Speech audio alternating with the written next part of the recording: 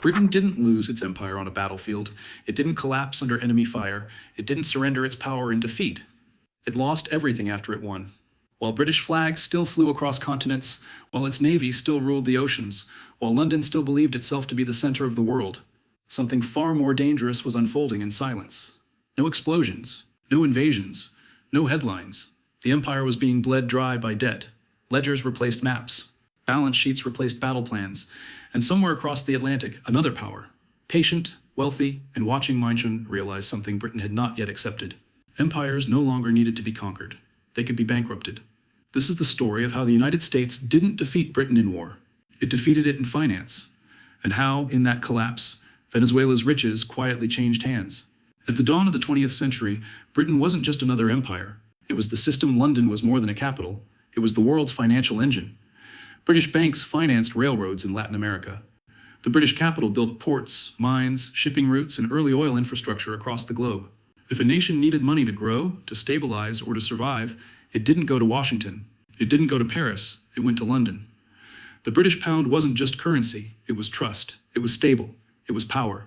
British credit opened doors governments couldn't open themselves. British loans bought influence without firing a single shot. And nowhere was this system more visible than in Latin America.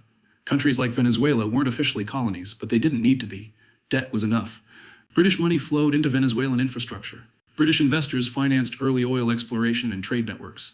British influence quietly shaped policy, access, and economic direction.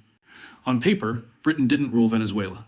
In reality, it controlled the leverage. And leverage in empire building matters more than flags. But empires rarely collapse when they're weak. They collapse when they are most confident. Then came World War I.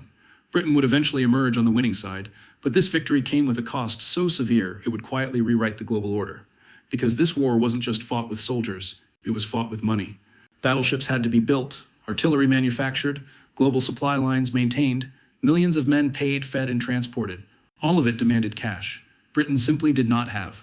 So Britain did what every desperate empire does when survival is at stake. It was borrowed. At first it borrowed gold, then it borrowed dollars. And when the gold ran out, it borrowed even more dollars. From one place, the United States. By the time the guns fell silent, Britain had won the war, but lost its financial independence. It was no longer the world's banker. It was the world's largest debtor. And debt doesn't just weaken empires. It reshapes their choices. Before the war, Britain set the rules of global finance. After the war, it negotiated for mercy. The United States emerged untouched by destruction. Its factories roared. Its gold reserves swelled. Its banks replaced London as the center of gravity. And Washington made one decision that would quietly determine Britain's future. There would be no forgiveness. The debts would be repaid, in full, in dollars. This wasn't cruelty. It was a calculation. Because once an empire owes you money, you don't need to fight it. You can steer it. Every policy becomes constrained. Every ambition weighed against repayment. Every overseas commitment is questioned. Debt turned Britain from a ruler into a negotiator. And negotiators don't build empires. Britain now faced an impossible equation. It needed dollars to repay the United States, but its empire still ran on pounds. To survive, Britain had to make brutal financial decisions. It sold foreign assets. It cut overseas investments. It pulled the capital back home. Every pound spent abroad became a liability. Every foreign project became a risk. And that included oil. Oil was no longer just fuel. It was power. Modern empires didn't run on forts and colonies anymore. They ran on energy. And Venezuela was sitting on something extraordinary. In the early 20th century, Venezuela's soil revealed a secret that would change everything. Oil, not small deposits, not temporary finds, vast reserves, the kind that could fuel navies, factories, and entire economies for generations. British companies had arrived early. They had experience, they had influence, they understood the empire, but now they faced a fatal disadvantage. They didn't have cash. Britain's financial crisis meant British firms couldn't expand aggressively. They couldn't modernize infrastructure at scale. They couldn't compete in a world where speed and capital decided dominance. And that's when American companies stepped in. They weren't burdened by war debt. They weren't constrained by a collapsing currency. They were backed by the world's new creditor. The United States didn't need to conquer Venezuela. It only needed to outspend Britain. Back in London, British leaders faced choices no empire wanted to face. Protect the empire or protect the currency. Save overseas influence or save the pound. They couldn't do both. Defending oil interests in Venezuela required money Britain no longer possessed. Holding ground meant more borrowing. More borrowing meant deeper dependence on the United States. And dependence is how empires die. So Britain began to retreat. Not publicly, not dramatically, not with speeches or surrender ceremonies. Quietly, Assets were sold, influence faded. American firms filled the vacuum. This didn't collapse. This was liquidation. Here's the part history books rarely emphasize. The United States didn't push Britain out with threats. It didn't invade. It didn't humiliate. It simply waited. Debt did the work.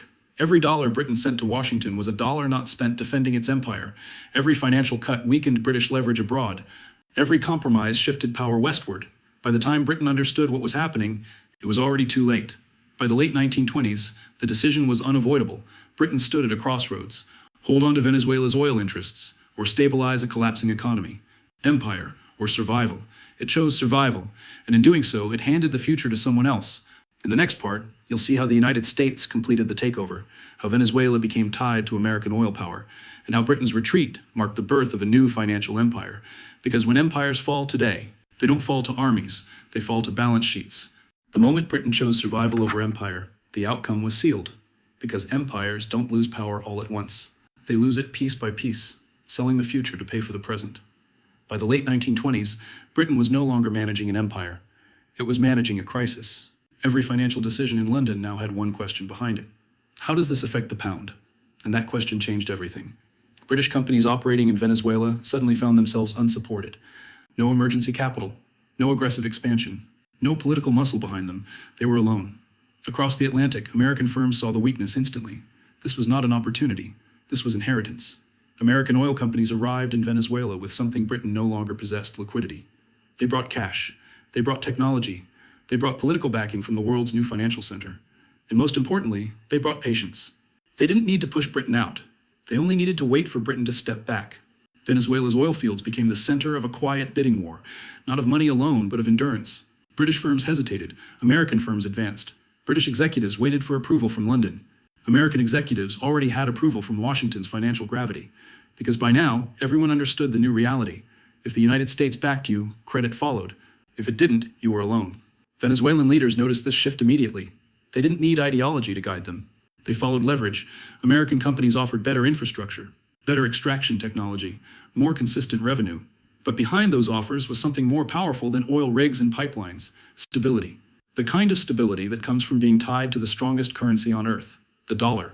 While Britain struggled to defend the pound, the United States was exporting confidence, and confidence attracts power.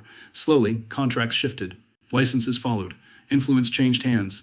No speeches, no declarations, just signatures. By the time Britain realized the scale of what was happening, American firms weren't newcomers anymore. They were embedded. Oil wasn't just flowing out of Venezuelan soil, it was flowing into an American-led system of finance, trade, and geopolitical influence. And Britain could do nothing about it, because any attempt to push back would require money. Money Britain didn't have. The empire that once dictated global trade now found itself constrained by its own balance sheet. And then came the final humiliation. As Britain tried to stabilize its economy, it clung desperately to the gold standard, a symbol of credibility, discipline, and imperial pride. But gold doesn't bend. When financial pressure increased, gold didn't offer relief. It demanded sacrifice. Reserves drained faster, exports weakened, unemployment rose. Britain was suffocating under the weight of a system it once controlled, and in that suffocation, overseas interests became expendable. Venezuela wasn't a priority anymore. It was a line item. And line items are easy to erase. By the early 1930s, the shift was undeniable. The United States wasn't just the dominant power in Venezuela's oil sector.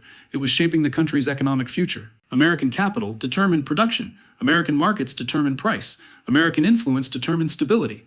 Britain, once the financial architect of Latin America, had been reduced to a spectator, not because it lost a war, but because it lost liquidity. This is the part history often avoids. Britain didn't fall because it was weak. It fell because it was overextended. It built an empire assuming its currency would always be trusted, that its credit would always be unlimited, that its dominance would always self-sustain. But once debt entered the equation, everything inverted. Power flowed toward the creditor. Choices flowed away from the debtor, and the United States understood this perfectly. It never needed colonies. It never needed governors. It built an empire without borders, one secured by loans, trade, and energy. Venezuela wasn't conquered. It was absorbed. And the consequences didn't end there. As American influence deepened, Venezuela's economy became increasingly dependent on oil exports, tied to U.S. demand. This brought short-term wealth, but it planted long-term instability. Local elites grew rich, institutions weakened, economic diversity vanished. Oil became both a lifeline and curse, and all of it traced back to a single shift in global power the moment Britain became a debtor and the United States became the banker. By mid-century, the transformation was complete. Britain was no longer the world's financial center. The pound was no longer the world's reserve currency. The empire was dissolving, not in flames, but in paperwork. The United States had inherited the system Britain built: global trade, energy dominance, financial influence, but with one crucial upgrade: it learned from Britain's mistakes. Territory was expensive. Debt was not. So instead of ruling nations, it funded them. Instead of governing populations, it shaped markets. And Venezuela became one of the earliest examples of this new model. A resource-rich nation tied not by chains, but by contracts. And if this story feels uncomfortably familiar, it should, because the pattern never ended. Only the names changed. Today, nations don't fall when armies invade. They fall when credit tightens. They don't lose sovereignty when flags are lowered. They lose it when debt limits choices. The same questions Britain faced now confront others. Protect the currency or protect influence? Stabilize the economy or project power? Pay the debt or resist the system?